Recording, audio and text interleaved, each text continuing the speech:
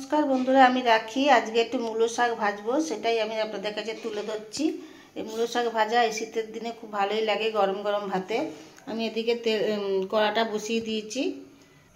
আমি কড়ার মধ্যে তেল দিয়ে দিয়েছি, তেলটা গরমও হয়ে উঠছে।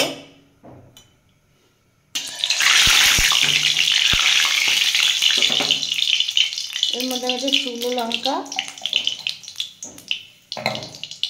একটু কালো জিরে হাতে ঘষে দিয়ে দেবো।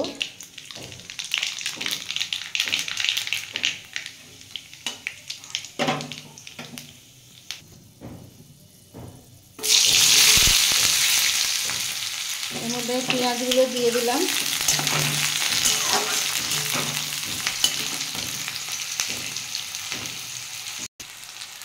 কুচি করে রাখা রসুনগুলো দিয়ে দিলাম।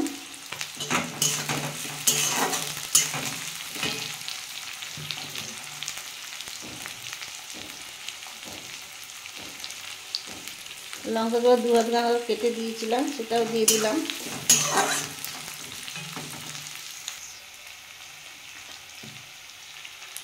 এর মধ্যে আমি একটু হলুদ দিয়ে দেবো, দিয়ে পেঁয়াজটা আমি ভালো করে ভেজে নেবো লাল লাল করে।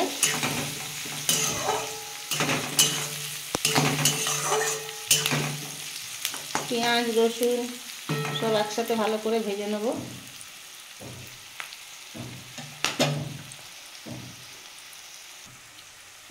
পেঁয়াজটা আমার অনেকটাই ভাজা হয়ে এসছে।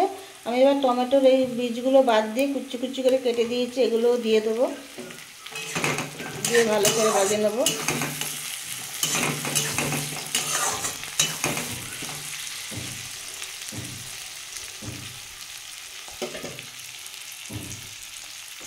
দেখুন বন্ধুরা, আমার পেঁয়াজ টমেটো লঙ্কা রসুন সবই ভাজা হয়ে গেছে। আমি এবার এর মধ্যে মূলো শাকগুলো দিয়ে দেবো।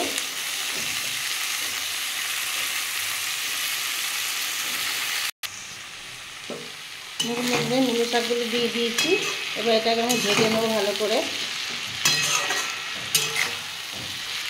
আমি চাপা দেবো না, চাপা দিলে অনেক জল বেরোবে, চাপা ছাড়াই করব।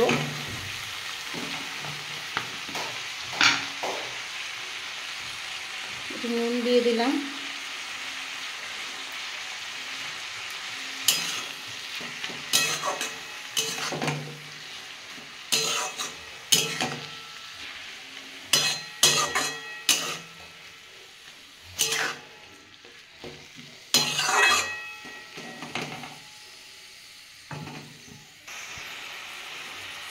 একটু চিনি দিয়ে দেবো।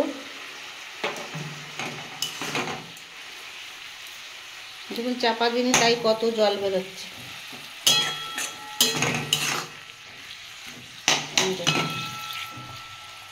চাপা দিলে আরও জল বেরোবে। আমি গ্যাসের ফ্লেমটা একটু বাড়িয়ে দিয়েছি, জল বেরিয়েছে তো। আর শুকনো শুকনো করে ভাজবো।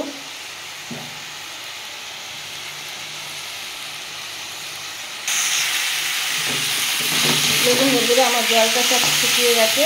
এবার আমি একটু ভেজে নেবো, তাহলে আমার হয়ে যাবে। খুব ভালো লাগে এই গরম ভাতে খেতে। মানে এই দিয়েই ভাত খাওয়া হয়ে যাবে, আর কিছু লাগবে না, এত ভালো লাগে খেতে।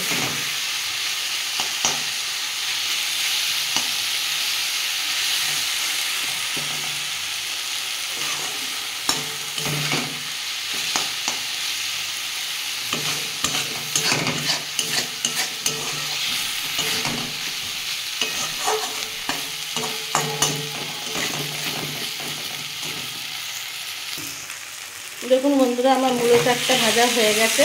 আমি এবার একটা বাটিতে সার্ভ করে দেবো। দেখুন বন্ধুরা, আমার মূলো শাক রেসিপিটা রেডিও হয়ে গেছে।